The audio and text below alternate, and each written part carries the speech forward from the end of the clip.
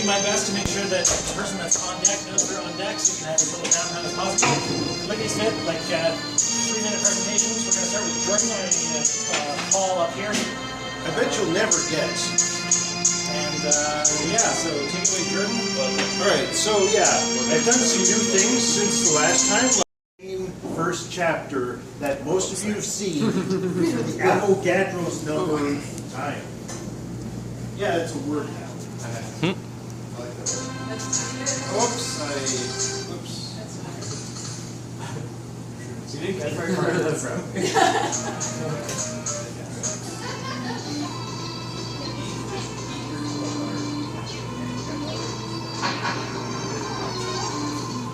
is a new stage.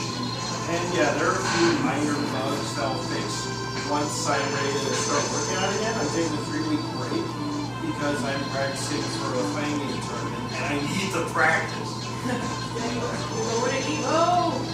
Or, no, not evil. So yeah, now I have some rebuttons, including that. That's going to prove useful against certain projectiles. Not all projectiles, but many. What are those things you're dropping? Those are projectiles, and that is Odets. The boss making a little Hello. Hi, Paul. Some of you may have seen me work on this for a long time now, and I'm still working on it. And it's getting close to being done. I do lots of different things to this game and then take it out. So that's rinse and repeat. And this build of the game features like unlockable bears and unlockable melee weapons. I took out gun violence, which I had in this game, because I found it was really confusing. Because the bear, because in Pac-Man you want to fight by touching the ghost.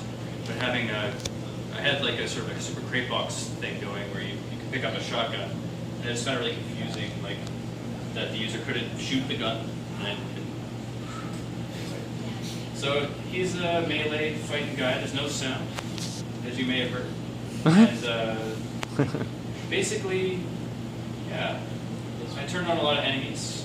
The enemies can eat the fruit, and they get a little bigger, and it gives them like a hit point. So when you do attack the creatures, there's like mad attack, and that's doing real well. And the bear has like a punch sequence that triggers. So he has like a few punches that he can do, and depletes their. Anyway, they have hit points. We're just So there you go. So yeah, it's Bear Pac-Man, and you're fighting chickens. And as you can tell, I present this all the time to people. So yeah, I'm gonna try to release it soon because I'm frankly getting like a little tired of working on it. I know that feeling. Yeah. I don't know. It's a score attack game. Oh, show the unlock screen. It's pretty sweet. So click on this button here. Yeah. Maybe you already did when I was watching. So this is like, again, I'm sort of ripping from Super Crate Box. I really like what Blender did, so I just sort of imitating his unlocking. And then if you click on the yellow button, which will probably say stats or something, you can see the enemies that you've encountered, and I have a whole bunch of them that are in the game yet, that are made. And I make all the art and stuff that you see, and I make the sounds too that you can't hear. And, that's a default Unity filter, as many of you may know. Yeah, I'm using a lot of like render texture stuff. I don't know. I'm trying to. There's no 2D menus and no text in the game. I really just wanted to. This timer done. Timer's done. There's no text in this game. Timer's done. I'm going to release it soon.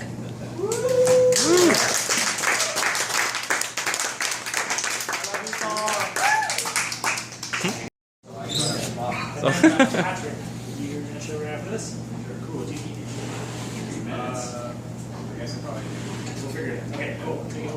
Rob. Hi, so I'm a board game designer by trade, which means that I can't program, but I'm hoping that I can meet people who can help me sort of compensate for that deficiency. What I've been working on is giant robots. Or, because it's a board game, it involves people having to do stuff with as well as play the game. So what I really wanted to do was I wanted to create a board game where doing that stuff was as interesting as actually playing the game. So I wanted not just two giant robots beating on each other, but I wanted them to be able to sneak up on each other and ambush each other and develop the board. So the game starts by people developing the board. It isn't set up, you set up the board as the game goes on. So hopefully at the end of the game, you have this sort of feeling that you've managed to outmaneuver your opponent somehow by developing them, either cornering them in an ambush, or somehow using the terrain and your ability to control the board, as well as your robot's giant big crushing fists. And so the idea here is that I've managed to work up a Lego prototype that I will be able to do a sort of proof of concept to show people how it worked, and then eventually get that moved over to some prototyping on a sort of nicer, higher quality scale, and then eventually hopefully take it out to a kind of $80, $100 board game, nice sort of thick cardstock, plastic miniatures, sort of dice, and so that once you get it out of the box, it always like little widgets to play with. Have your little dudes to fiddle with during the game so you can keep yourself occupied.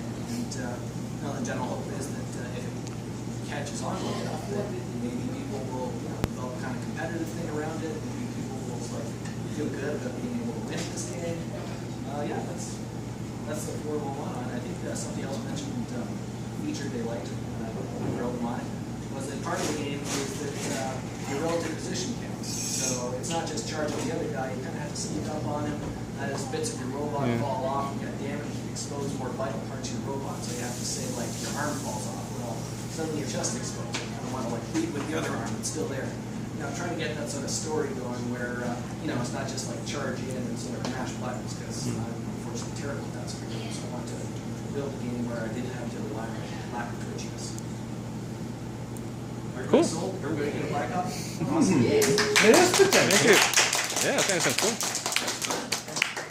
Is that playable prototype? If you did, check it out after the thing. It made me think of Warhammer meets custom combo, actually. That's awesome. That's what we made for you. I'm okay with like. No, if anything, you actually saved me because I didn't know it wasn't filming. So now I actually take a video. It's over. Oh well. Crap.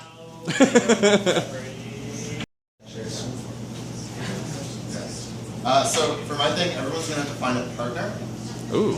Kind of went off the theme a little bit, like very super vaguely of shit, what was the theme again? Squinting. Squinting, yeah. Kind of squinting, kind of involves the eyes. So Oh, where are you? We're here. I want just everyone just find a partner. Everyone get a partner. If you have a partner and you know that they're your partner, like put your hand up. All right. Put your hand up and kind of make like a triangle with your partner. All right. We're making triangles now. You need a partner, and I see 3 people over there. I'll be part of this triangle. No, the 2 It's of a you Triforce. partner up. Does somebody have a photo? Okay, perfect. And I'll be your partner. No. I got Chris. You got a partner? Oh, Yeah. perfect. Sorry. Okay, Don't be cool. jealous.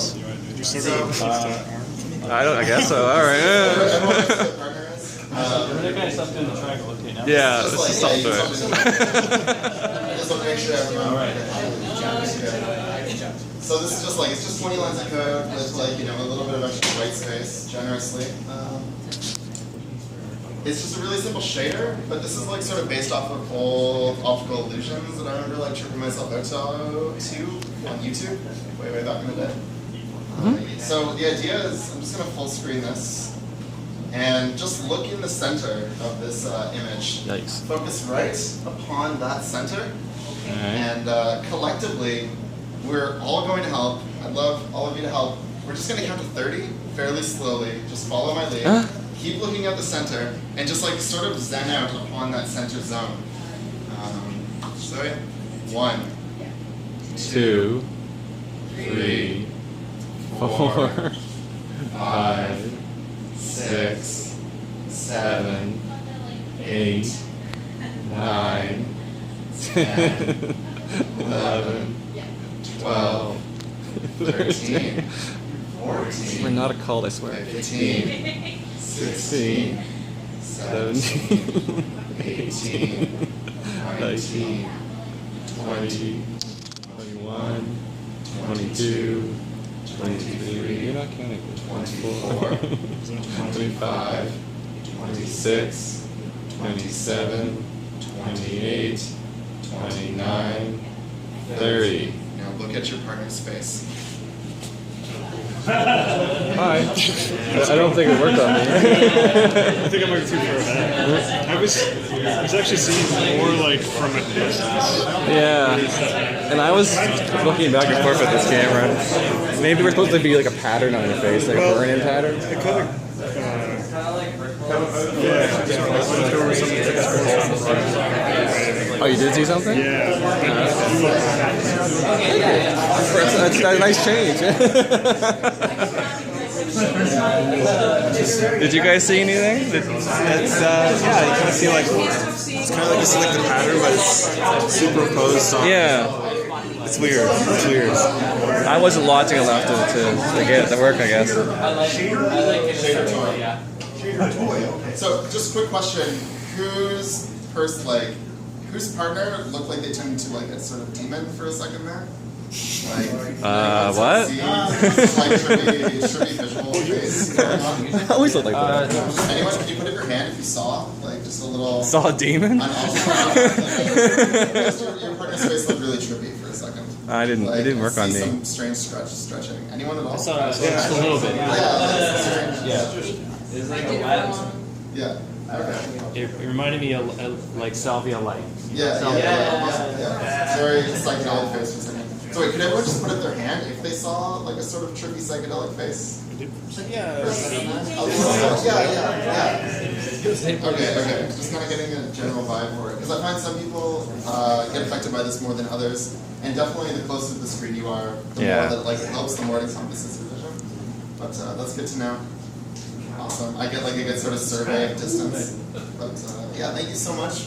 It's kind of the circle's widening is the thing that creates the.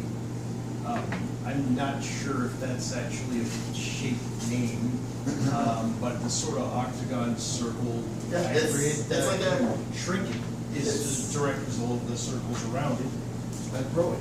It's just a kaleidoscope type effect. Just like mirroring. And I find that like if you look at any sort of pattern that's just repeating for a long amount of time, your brain will get used to it, and eventually when you look away, it'll just compensate for the results. So just in a car, if you're in a car. Yeah, in a car. Forward, Yeah. Stop every time. Oh yeah, for sure. You get more of a sideways drift. Drive here out. You're making it again. Vice passenger, definitely. Yeah. Oh, okay. All right. Thank you.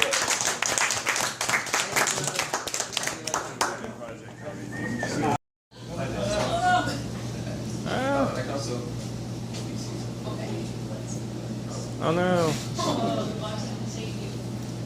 Oh.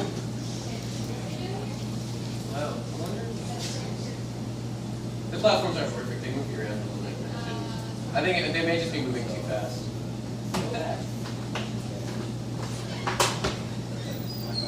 It's like a little Mega Man. Yeah, it's somewhat Mega Man-ish, but the intent is to be more. It's something like a cross between Mega Man and Mario.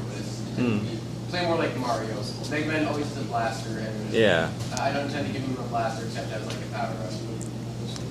This one moves very slowly. I can have it move in circles. You might want to do this. And this one's really silly because it's a really long one and it gets faster in the middle, and timing is really silly. It doesn't go much further than that.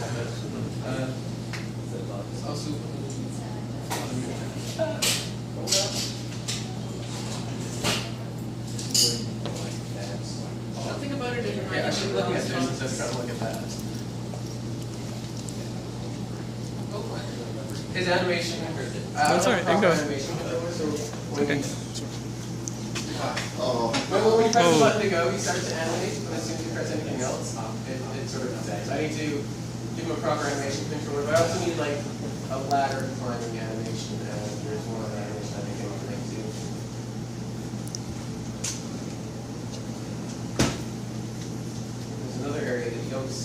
actually fall down there necessarily. And then there's just more boxes that, well, the boxes are supposed to have like coins or something in them. Yeah. Like in,